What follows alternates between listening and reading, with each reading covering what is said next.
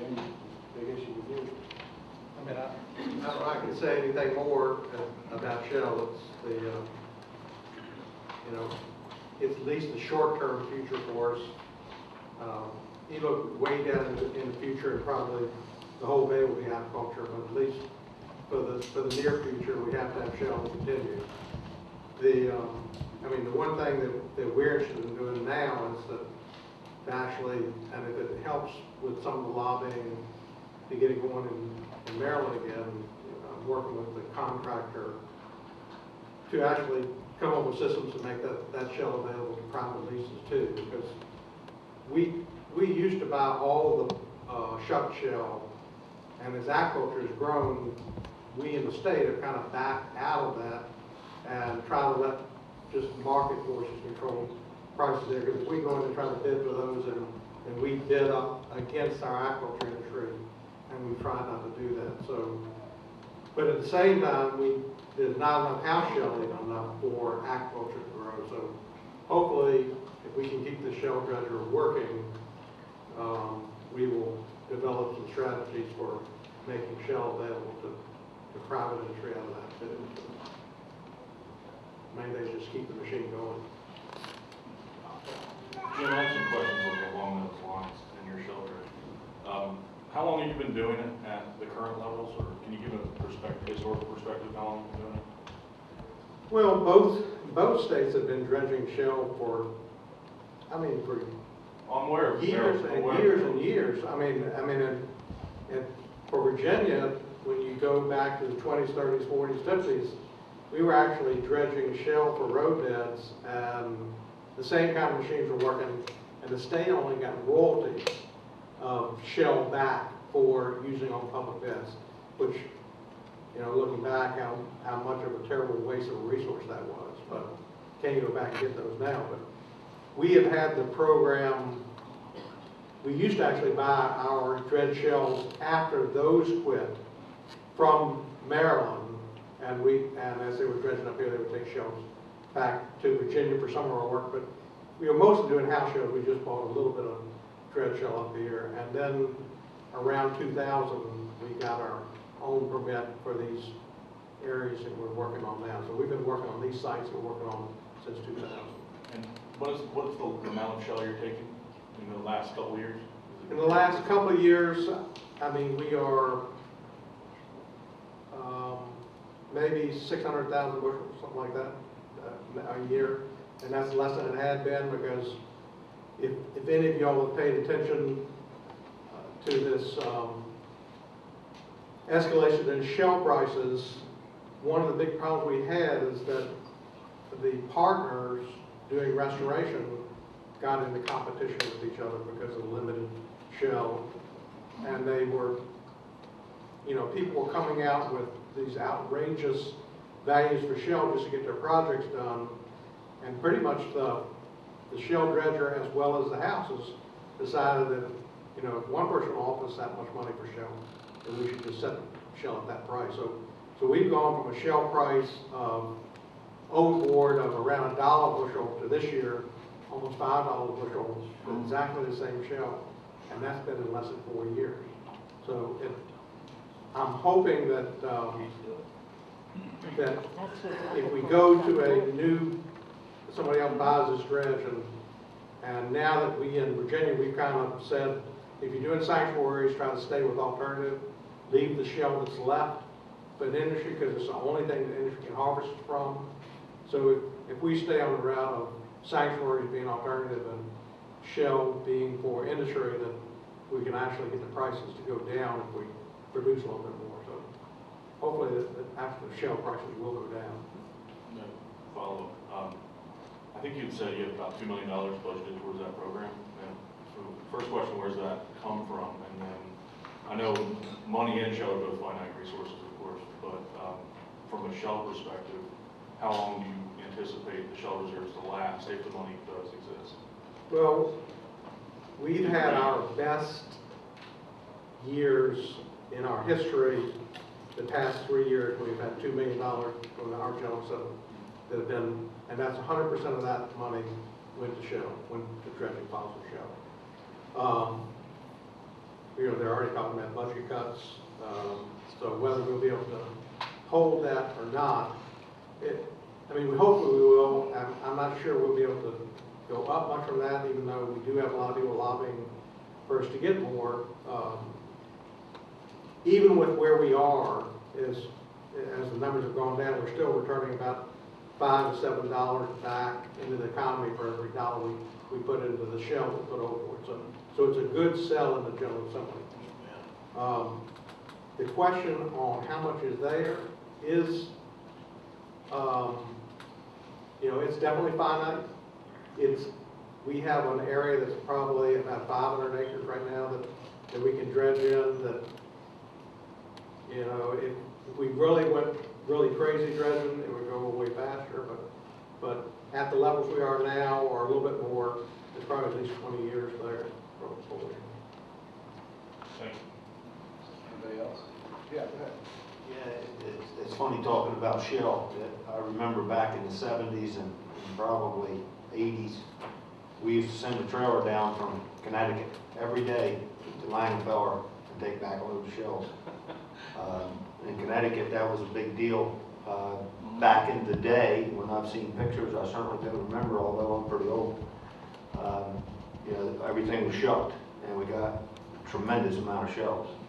And the same way with Jersey, when I started, everything was shucked, and we got a tremendous amount of shells. And that was a commitment that the oystermen had. And saw some of Dave's graphs about how long it went, and then all of a sudden it stopped. And that's probably around the time that we switched over and started selling most of our product for the shell trade.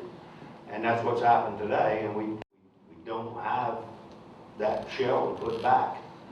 I think our whole shell budget this year, we put about 150,000 bushels over. We're very, very choosy about where we put that shell, and we put it in the water exactly when the spawn's in the water, give or take. We have a big sediment problem in Delaware Bay. Your water looks really clear when I come here and look at it compared to ours. So we can't leave that shell on the bottom very long, or it doesn't do any good.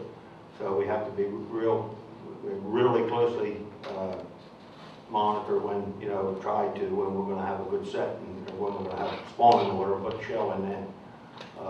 And our company, we built 3 100-foot boats, and you saw probably one of them pictures on Dave's slides, so we can actually go out and suck our shell back up off of our lease bottoms and dry it and put it back over in the summertime. That's the only oyster shell we have, and we have to use clamshell on our state bottom. So. How well are your clam shells working? Very well. I really don't want to say, Right. because maybe you'll take them all. We've already used them. Everybody says that, and even our watermen home say, Well, hey, you're throwing them away. You're just dumping them on the bottom. We're spending all our money. I've already put 2,000 But- bushels of them but- overboard, and they're doing okay. All I can say is, my captains usually tell me when they're working on the shell planting area. Yep, and they were just put And in. I can walk in that packing room and I can see every single oyster go past with a jump clamshell on it. So don't tell me it don't do it. Every time we So- dredge up one, it's got a little piece of clam on it, I take it on into the bar and say, you tell me they won't catch it. It's all Absolutely. wild catch. It's not, none of these go in the setting pots. It's all wild catch. And that's all we've been able to use in Jersey, is about that much every year, and we're gonna catch around 100,000 bushel this year. And so, when they come to me and tell me about how we're wasting our money doing it, I just laugh at them. I say, well, you haven't been worked on none of them shell planting areas, I guess, because you ain't been paying much attention. All right, well, I didn't mean to let your secret get out. All right, so Bill, and then I'll get, Johnny's next, and I'll get you next. Go ahead, Bill. So I mentioned that in Washington State we have oyster reserves. So there is a small area, a 1,000-acre area on Willapa Bay that the state manages, where there's a natural catch of Pacific oysters that the industry can bid on and harvest those oysters. So that would be similar to public ground here in the Chesapeake. And in that situation, if they win a bid and do a harvest on those state oyster reserves, they're required as part of that bid to put shell back out in the area where they bid. That's just part of the deal. So. Then I also just wanted to comment, with the transition to the more and more single oysters. It's a one-way street for the shell. We're not shucking them anymore, so the oyster shells are going out to market. And not coming back. And I know in some cases here on the East Coast, you guys have been successful at getting some recycling programs going with the restaurants and collecting some of that shell and getting it back in the water. We've tried to do that in Washington State, and our Department of Fish and Wildlife is not going to allow it because they're concerned about disease issues. So we got live oysters coming in from all around the world into oyster bars in the markets in Seattle, and they're concerned that they're bringing disease in from other areas of the world, so they don't want that shell going back out in the water. So we can't get a recycling program going in Washington State anyhow because of that. All right, Johnny? Hey, this is a question for Bill. Bill, you had shown in your talk your two upwelling sites, one down in Shelton and the other one up in California, and had showed a small example of how you actually set larvae on what we call here microcots. And at any rate, if you could give the audience some idea of how many bushels of shell would the amount of microcots that you actually use per year equate to, and its consistency as you use it.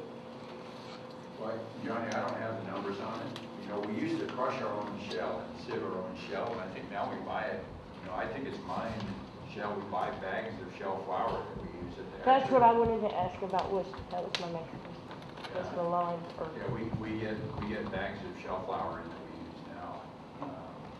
But at any rate, you're setting millions of animals on just small numbers of small shell. fraction of shell. Yeah. Exactly, and as I pointed out with the coupels from France, we would eliminate our use of shell altogether. Exactly. And if you could give us an idea, how many oysters do you actually produce out of those two sites per year?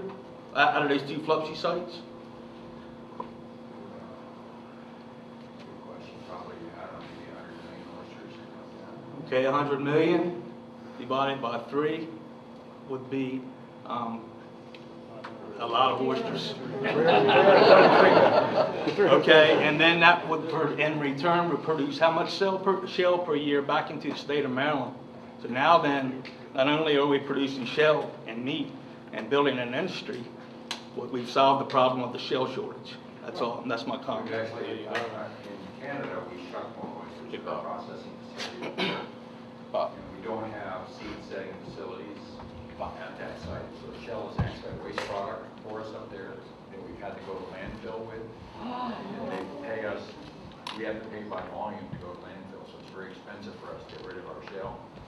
So we just, in the last month, we just put a shell crusher at that site to start reducing the volume of the shell. And then we're looking at alternative products. We're making, fertilizer, gardening supplements, and so on. We're looking at making byproducts with that shell because we don't have a market for it. He's already answered. Thank you. Then you're up. Yeah, comment, we hear how important the seed areas are in Virginia. And when we had our shell program here in Maryland, we had Back Cove, which is one of the largest seed areas. What's recently happened to us, and I've heard nobody talk about this, one of our best seed areas we had was Harris Creek and the Little Chop Tank River. Well, the federal government has found that they've dumped about 40-some odd million dollars into these areas to the point where, and this is a fact, is where there is federal money invested, there can be no carbon footprint of anybody doing anything with those oysters ever again. So we've taken our best seed areas and have turned them, this until after the fact. and have turned them into these sanctuaries. Now, I mean, we hear people say that sanctuaries don't mean to be worked, but then we hear people that have spent millions of dollars doing research said that they only last 4 years. We're 6 years into our sanctuaries, people, in Maryland right now. Maryland DNR has absolutely squat for a management plan. They've handed that over to the Oyster Advisory Committee and to the watermen. That's not our job. It is our job to come up with the ideas, but it was their job to initially do this, to hand us a management plan. All due respect to Mr. Judy, he was not involved with it during that time. He's not in the position he was now, so I can't blame Chris for this. But what I'm hearing is that, number one, we're losing seed areas here in Maryland. Number two, we have no seed and shell program. Then when we get an area that we need to dredge shell for, we have certain groups that are objecting to it. And I've heard Mr. Wesson say, and correct me if I'm wrong, one of our major problems and why we had our shell program deterred was that certain individual groups that were involved with fishing and recreational fishing said that these areas created such a harmful plume, it was affecting the spawning of the striped bass, and that these areas were not helpful in the fishing. Well, I've heard from Mr. Wesson, your people in Virginia love it. Am I correct? That they love it. They love these dredged areas because the way this dredge does work. So once again, here we go again, where we need to do, we need to work together. You've got to stop making it look like everything the watermen do in this state, from harvesting oysters to working sanctuaries, that we're the enemy, when nobody has another plan. Nobody. I've sat in every oyster advisory committee in this that this state has had, and I have not heard a single person that is against anything come up with a plan. The watermen are come up with a plan. So, I mean, I'm just making this comment that if you're worried about what the problem is, we're seeing these gentlemen sitting up here today, and they've got everybody working with them. We have in Maryland here, it's like a covey of quail someone slapped their foot in the middle of. They've gone in 90 different directions. It's like trying to herd cats, and it doesn't happen. So bottom line is, our biggest thing, what we can say is everybody's got to get on the same page. I mean, we want oysters in the bay, correct. We want a viable industry, correct. Stop this finger pointing, because don't forget, you point one finger, you got three pointing back at you.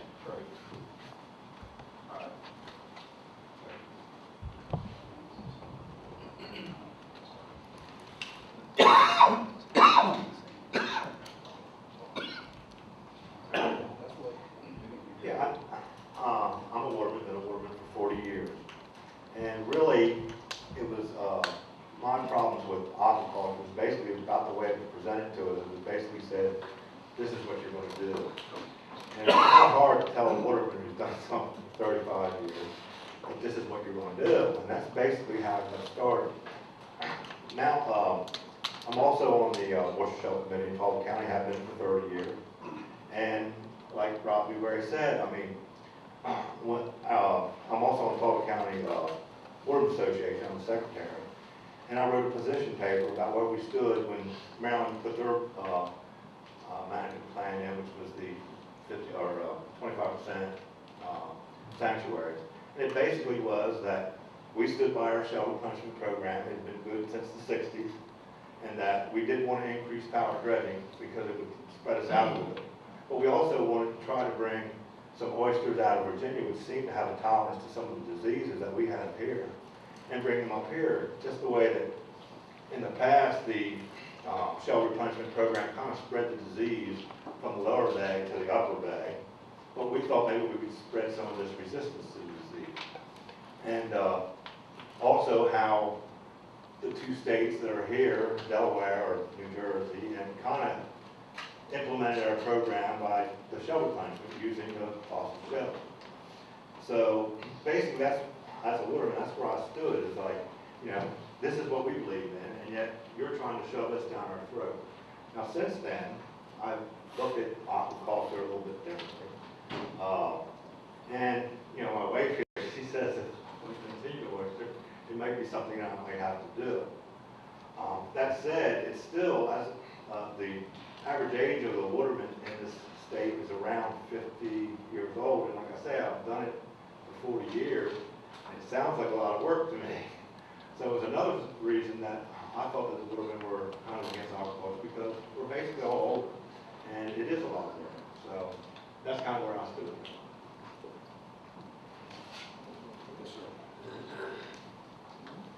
Yeah, Jim, you mentioned briefly, which I think bears underscoring here, that in the sanctuary areas in Virginia, which are associated with all of the rotational harvest areas, I believe you told us the other night, that now, after what you just described in terms of the competition driving up the cost for the shell, you're now using all alternative substrate in those sanctuary areas. So you are doing restoration, but you're putting substrate down in the sanctuary areas, but you're not using using the oyster shell, you're using alternative substrates. Can you tell us a little more about that? That is true. I mean, and just not to leave his question, I mean, this age difference between public fishery and aquaculture is real. I mean, and that's why, at least for the near term, you know, we can't get rid of the public fishery because we have an aging group that is not going to transition. But when you look at aquaculture in Virginia as it's growing, the younger people are the ones that are moving into aquaculture.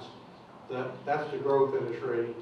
And if somebody wants to start in oysters now, they looked at that first, just like we've seen that happen in our clam aquaculture industry. We're not talking about that at all, about how big that industry is in Virginia. But as far as the dichotomy on the shell, I mean, and sanctuaries, it's just that we saw this shortage of shell coming, and so we basically worked with our partners and asked that they stop using our shell. And that's caused some problems for us in the short term because our shell with our partners was used as the match. So we didn't have to have any cash match. We actually matched with shell for a lot of the early projects that we did with core. And since that time, we have, by going to an alternative material for the sanctuaries, that's caused us a little bit of hiccup in actually getting some of the work done with the Corps because we don't have cash match. Virginia is very limited on funds in the state. It always has been limited on funds for oysters, and so we've had to be very careful on how we use what we have. And we're to the point now where even on all of our shell stuff, I mean, with $2 million, and as far as shells go, we monitor all the harvest areas in the state, and we monitor for both live oysters and for culch. And we have a threshold that if a bar gets below a certain threshold of shell, it goes into the group that needs to be reshelled, and it's according to how bad it is and how high it rises. But we're losing ground every year because we are, like this past year, we had 1,500 acres of our harvest areas and sanctuaries that needed shell, and we only had enough money to do 500. So we're losing both because the price of shell's gotten so much, even though we have the highest amount of money we've ever had, and even though we are not doing any new areas in Virginia with shell at all, and we just cannot afford. If we can't keep them up, since we know they're going to disappear over time, we don't want to commit them. We want to take care of what we have. The new areas that are being built with the federal funds in sanctuaries, not in harvest areas. So what substrates are you using, and do they grow oysters in fact? Everything grows oysters. I mean, if it's hard, I mean, golf balls, anything, toilets, concrete, granite, they all do equally well. As long as you put them there and they're clean, they're put out right time of year, they all do adequate as far as getting the oyster population. But like the pictures I showed, in Virginia, we have a lot of things that foul. And so once you get oysters attached to concrete and you get everywhere else taken up with the fouling community, like red sponge and tunicates and everything else as you see, they don't go beyond where they were that first time you put an old board, because the shell I've gone into the shell budget, and everywhere else has been occupied by other creatures. So all these things, you get that one pop the first year you put an old board, but from then on, you're fighting with whatever Mother Nature happens to put out there, whether it's an oyster or something else, and you're into all these other processes. And so if you want to make that sanctuary look good again, you have to go back and recover with new stuff, because it'll... Or work it. Huh? Or work it. No, you can't work this. You can't work these rocks. I mean, you're stuck with them. When you do the rocks, you're stuck with rocks forever. So you have to go back with them. We need more rocks. So. Anybody have science? No, and just hearing out the clamshell, that was a funny thing, but the shell budget is something else, the shell from the federal government is something else, and that's why we're managing ours on a measly 150,000 bushel, because we've never agreed to do any sanctuaries. And I guess, I always figured that you're not managing your fishery if you got a sanctuary, because you don't have to manage that. All you gotta do is just sit there and watch it. So, but anyway, that's, you know, and I think it all needs to be managed, all of it. And I don't believe in sanctuaries. I think even if you have that bottom, and it only opens up for a little while, and it gets worked, everything needs working. The whole bottom needs working. And that's my opinion of that. And I claim the more the clean bottom you have, and the more you turn your bottom over, the better set you're going to have. So that's what we've done in New Jersey with what little bit we've had. And I guess Chesapeake's got all the money, what it sounds, because we want to agree with sanctuary. I'd like to say something about alternative material. In 2010, when I first took office, we had that's when they took up the sanctuaries and took the little chop tank in Dorchester, which was our best seed ground. They brought Florida shell, which was supposedly fossilized. Our wonderful governor spent about $6 million and had CSX transported up out of Florida, and it's sitting, most of it's still sitting in Dundalk on train cars. Anyway, this created quite a plume when this stuff was put over. The fine count on it was checked, and it was way off the charts. And all of a sudden, they get the declaration of it changed, that it's no longer fossilized, it's stone. So you're also changing the topography of the river bottom when you put this alternative substrate down. Then, i.e., as Mr. Weston said, you can't work this stuff anymore. So, you know, it all goes back to the point we need natural shell. And unfortunately, from an agricultural standpoint, back in the 40s, again, the government got their hand into it, and the Department of Agriculture says, hey, by the way, especially along the East Coast, if you have shell mittens, which were Native American trash piles, basically, where they brought the oysters out of the river, shucked them, and ate them, and just put the shell in piles. Dig those piles up, pulverize them, now you've got lime to change the pH count in your soil. Or the shucking houses, back in the 30s and the 40s, because there was such a huge amount of oysters, the shells were used to create infrastructure, i.e. roads. So here we are, we've depleted our shell. And again, you know, we have a chance here in Maryland to get back on a seat on a shell program with Manofwar, but there's still a lot of roadblocks, especially through the environmental groups that want to block this.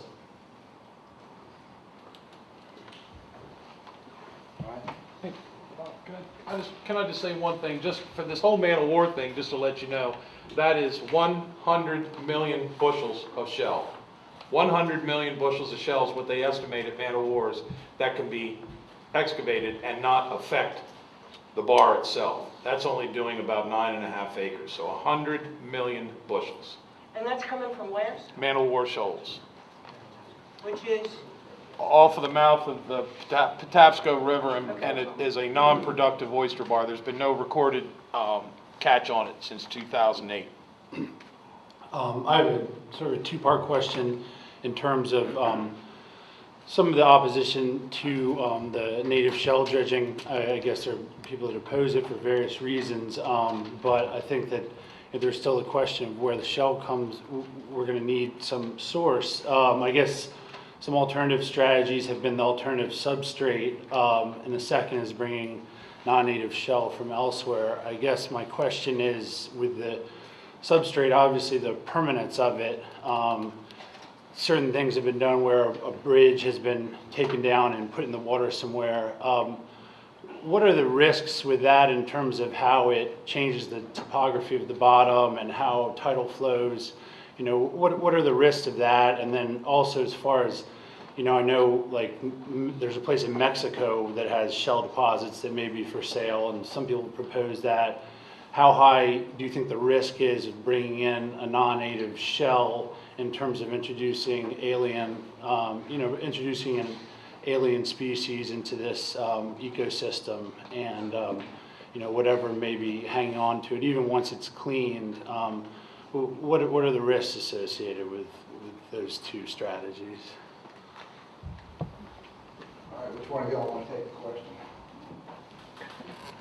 I mean, that's not, to me, it's not a very hard question. It's just so prohibitively expensive that it's almost like a non-starter. I mean, those things that are down there, like that one in the Gulf of Mexico, most of those ships are up on land from previous dredging projects. So they're not going to bring anything with them, but it's just, when you compare that transportation cost versus some dredging something in your backyard, that's not even, they're not even comparable. I mean, that's only for some of these projects that there's a big budget for, you need to get them done, but you can't build an industry or build a aquaculture industry on an expensive product like that. So, it's something we should think about, I don't think.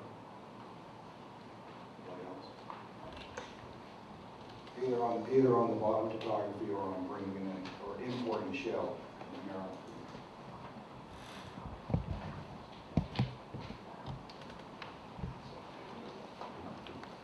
Hey Jim, to continue that conversation,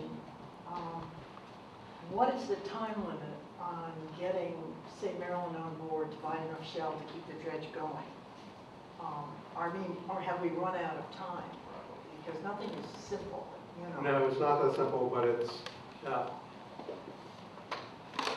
mean, we actually met with the people that are interested in buying it, or one of the people that are interested in buying it, on Friday with, and I don't think in the short term that it'll be an issue because they know we have a project, but in the long term, because this dredge has not been maintained as it should have been over the past 10 years because it hadn't had enough work, they would certainly be more inclined to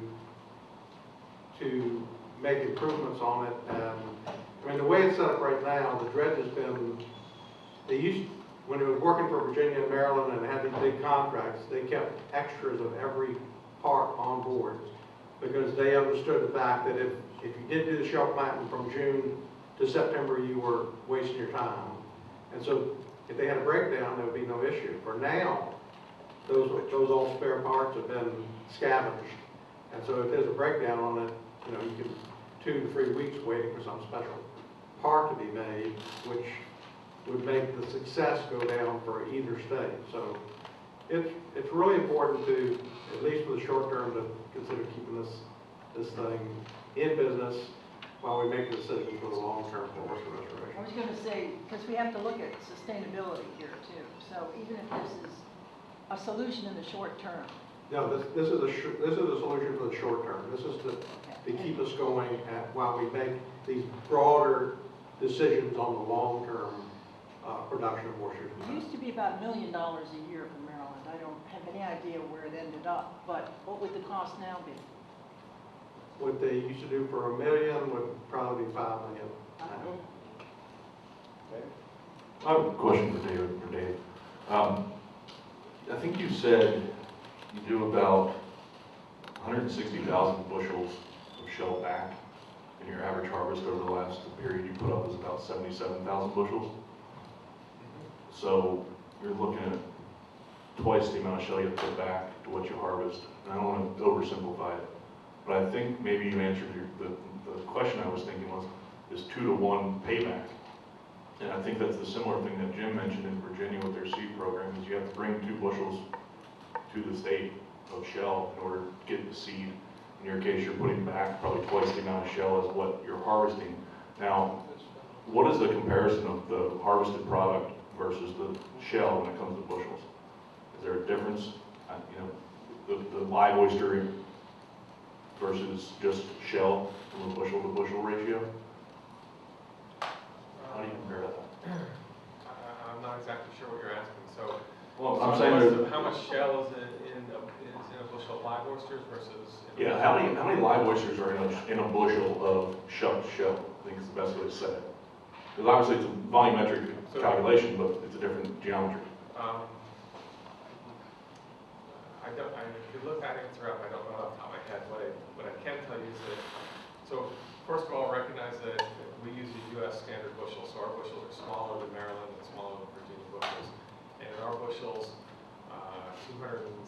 266, somewhere there is what an average number of oysters in a bushel that comes off the beds are.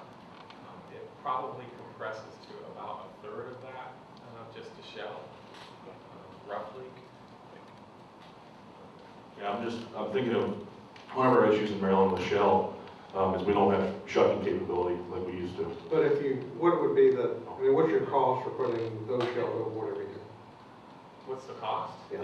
It's about $2 a bushel, and we're actually not using oysters either. It's crushed clamshell. So you're not using oyster at all? So $320,000 is your investment every year? Roughly, yeah. And so 70,000 pounds, however many per bushel, that's. So usually it fluctuates. So right now it's $150,000. We got a 50,000 bushel supplement from the state. So with just the industry, it's going to be 100,000 bushels that we're going to get over. And our harvest this year was 88,000 bushels of this quota. That was 40 or 50,000 bushel. Times $2 a bushel. Yeah, but how much would be the return on the dockside value of the oyster? Oh, 47.50 is about what we're using for that. So I mean, that's, you know, it's a big difference. The return on investment for a shell is very high, and that's a selling factor to like the general assembly, is that just what you're investing in the fishery and what comes out of the fishery, it's a very good return on dollar in and dollars out. And that's only directly, I mean, that's not, sorry. Yes, I want to maybe call in a question. There might be some differences in Maryland and Virginia waters with respect to putting the substrate out, and then you get a one-shot settlement deal, and then all the other fouling organisms get in there, so you don't really get much of a set. You can go around here to the Oyster Exhibit Museum and see descriptions of these oyster reefs in Maryland that went off quite a distance from the bottom, and the fact that you could dredge areas that have very thick layers of oysters did show, at least in this part of the bay, that oysters will grow vertically and set on each other. So for sanctuaries or public ground, this business of just kind of one shot and then the fouling community gets in there and you don't get any more set, I'm not sure it happens.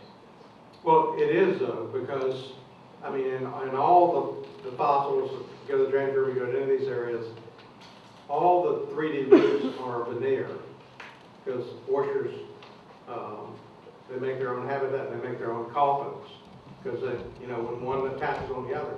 And actually, the best culture of all culture. Or back to your packing houses to make sure that tag's there and how many tags you have and harvested. But in comparison to Maryland, that would be 1,000 licenses limited at 80 bushel a license, wouldn't it? That's correct. And I don't think that would. If the harvest was the same volume. Yeah. So that's a problem. Now, I don't know how you solve that problem, because if you have more licenses than can sustain themselves on whatever a limited quota is, then what happened here is some people have purchased multiple licenses. So somebody said, I can't afford, my quota is going to go down by that much, I can't afford to run my business anymore, so I'm willing to sell my license. And so somebody else buys that license, and they put that license on their boat. Now they have two quotas, so they can get 2,000 bushels. And what made this, it's terrible, but that's what's happened in the oyster business as long as I've been in it, probably forever. Bad things makes other things happen. And I know in 1991, when we still had bay season, I took all my boats up the bay and I planted 103,000 bushel. In that time, I had 103,000 bushel on my grounds. And by the 1st September, they was all gone. And so did everybody else. And that's what, and we would have never in this whole wide world ever been harvesting and managing our fishery probably in the scenario that we are now if that bad time hadn't happened. But that's the way it worked, and so, and back then all our fishery was big boats because everybody kept the big boats so they could do the bay season scenario. and do transplanting and do whatever they needed to do on the grounds. Now, our fisheries pretty much changed. There's a few of us that still got some big boats, but pretty much all our fisheries changed to little boats because that's the guys had to go that way to be able to still work. It seems like bad times is whatever, you know, like I say, and I've thought about that a lot. And, you know, there was other things. Now, back in the 70s, we had a bad spell, and that's when we limited the fishery. We closed it at 101 licenses, and that stood all these years. There's never been any more licenses issued, and it's a good thing with the quota we have. And you know, I can't say it's a bad thing. I've been through all these good times and bad times, and people always say, hey, you know, how's the oyster business? I said, well, compared to when? You know, because I can remember the day when I sent my boat out in the shucking house all winter long called 1,000 bushel. And that guy don't catch that one shot deal now with a boat. So it's I don't know. I don't know what's got to happen for. It's a tough thing. I'm on both sides of this with the council and being a waterman myself, and it's hard to convince everybody, you know, what's got to happen, and I don't know what the answer is. I mean, it's just like I said, bad times. It seems like that's what made all the things happen through the years, you know. I was just gonna, I don't know if I did my calculations right, but that seems like in Delaware, if 81 licenses harvest 80,000 bushels and the quotas evenly allocated, and the bushels go for about $48 a bushel, that's about a $50,000 return per license. Is that annual? Mid-40s now. Something mid-40s. And I'm just wondering if, Mr. Porter, is that about what, I know in Virginia, some people don't fish all the time. People, the ones who are fishing full-time, is that about the return? I'm just trying to understand. I don't know if you want to answer that. You don't have to. In Virginia, we're allowed 8 bushels per person. Per day. Per day. And then like October 1st, we can go to Rappahannock for a month. Then we go November 1st, we go to James River, we work there, then we come home to Pocomoke Sign, we work from December, January, February. Now like right now, we're on a 4-day work week until January 1st. We've been that, what, the last 2 years, Jennifer? We're on a 4-day work week. We catch 32 bushels a week apiece. That's if we don't break down, you know, and that's till December, that's till January 1st. After January 1st, we got January and February, we're done. We're done. And I think you got here, I think after this year, when I can hear about Maryland, I think you're gonna have to do something. I mean, is what I'm hearing true, that there are no oysters, or? Slim. I know the Pocomoke Sign, the guys there, they came out with a Pat and Tom rig 2 days. I mean, 2 boats the first day, they've never been back. So, you know, but y'all's gonna have to do something. I don't know what the answer is. I mean, we're making it off of 8 bushels per man with the price of oysters now. I mean, we're not getting rich. We're keeping the wolf off the back, so, you know, what you have to do. That's it, you know. And like I said before, I know you may not agree with the sanctuaries, but you can rotate those rocks. I'll give you, for instance, one rock in the Pocomoke Sand, we stopped it for 1 year, okay? We had to go to a different area. On my way in, the last day of the season, which was the end of February, which I wasn't supposed to do, Jim probably won't like it, but I dropped a dredge on it to see what was on it. It's a solid dredge full of oysters. There were 3, 3 1/4, 2 3/4. From end of February until the first day of December, you would not believe how much those oysters grew. It was amazing. We went in there, big as my hand. The guys asked me what happened to all the little ones. I said, they grew up. I mean, you know, if you let that rock sit for a year, it's amazing what the benefit from it. I mean, you know, you guys dredging the same rocks every year, you're not gonna make it. I mean, I'm not an expert, but you're not gonna make it. I had a question for all the states about the freshly shucked shell, if they had ever put that like straight back into the water from the packing house to the washer bars to replenish them. Have you all ever done anything like that? Well, most states require some period of curing process, so that any kind of remaining tissues are gone, if there's any dermal disease in there or something like that, will go away. And there's been very few studies done on how long that should be. Isn't there like remaining spat on the oyster that could possibly still grow and the benthic organisms on the shell that would be beneficial? So there are. So if they were back in the water like within 24 to 48 hours. That can be there. In New Jersey, most of that, if it's small spat, then it'll be there and you can't get rid of it. But if it's anything to be chipped off, it's supposed to sort of be culled off as best as possible. And there's a restriction on how much of that can be in a bushel when it's harvested. I forget the number, I want to say it's maybe 15% by volume or something like that. And that can go back. And in fact, a lot of people will take the stuff that comes off of there and put it back. Usually on a lease, doesn't have to go back onto the public grounds, but it'll go back into the water somehow. But anything out of the shucking house has to be cured, and all that stuff will be dead by the time it goes back. And in Virginia, there are times that you have enough spat on the shell that some of the shucking houses put them right back over for it, take them in and I put thought them that back. Bevins, doesn't he put it Yeah. right back out? Yeah. Right. All right, we have time for maybe just a couple more. You have a question? I want to get this gentleman first. Dr. Weston, you said the return on investment for the fossil shell program is 7 to 1.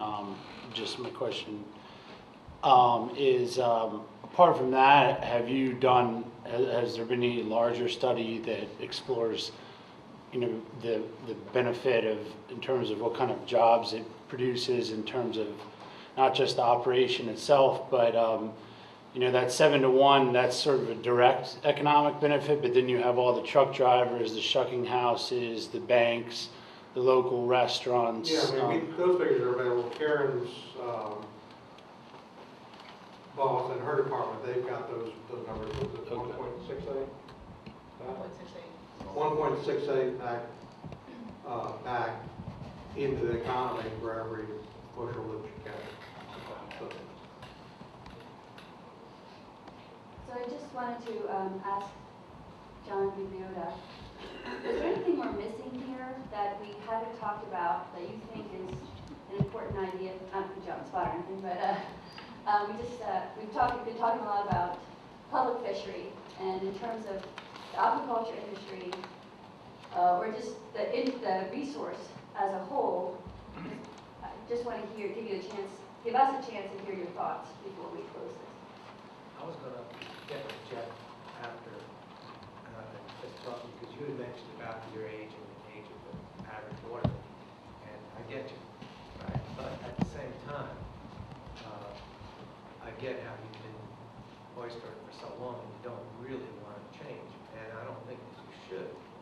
But I wouldn't be against, doing what you currently do and possibly just dabbling a little bit in trying to raise a few oysters, just to see if it's something that you like or don't like. You're liable to find out it's something you absolutely hate. You're liable to find out it's not that bad, but you really don't know. And one of the things that I see that everybody does, down by us, as opposed to aquaculture, is they get caught up in the romantic side. I'm going to clean the dam, I'm going to do this, it's clean, and they figure I'm going to buy X number of oyster seed, and then I'll sell all of those for $1 a piece, it'll be great. then they find out really what it's all about, and it's a whole different ballgame. So, and you're right, there's a lot of work involved in that. But most people buy more than they should to start out. That gets them in a place they really don't want to be, because it's the gift that keeps giving. They keep growing, they keep taking more space, they keep demanding more gear. So if you're going to, dabble in it a little bit, do it on a small scale, find out what's happening, how you like it. And there are a fair amount of oyster growers aquaculture growers in the state of Virginia, and there's a fair amount that have gotten into it and have gotten out also. So it's not right for everybody, and there is a lot more work than most people realize is involved. But if you found out and you did do it, and you found out that you liked it, you just slowly grow. I mean, I had 10 cages to start out with, and I had 30 cages, and 50 cages. I went that route. I didn't vet the house. So I kind of did it on a smaller scale, and then I got a little bit better. Then I had more than the house. So, that being said, I would, rule it out as a possibility. Is there anybody who hasn't asked a question or made a comment that would like to in the audience? You're sitting there on your hands, just waiting for your moment. This is it. All right. Oh, you're just checking the time. Okay. Well, let's thank our panelists.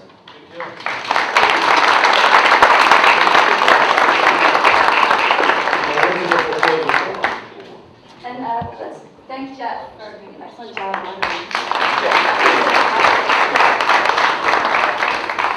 So I just want to let you all know what the follow-up from this will be. We are going to draft a small report of the ideas that came out of our speakers and this community discussion, and give that report to our stakeholders of the next Oyster Futures Work Group next in 2 weeks. We will run that report by our speakers to make sure we don't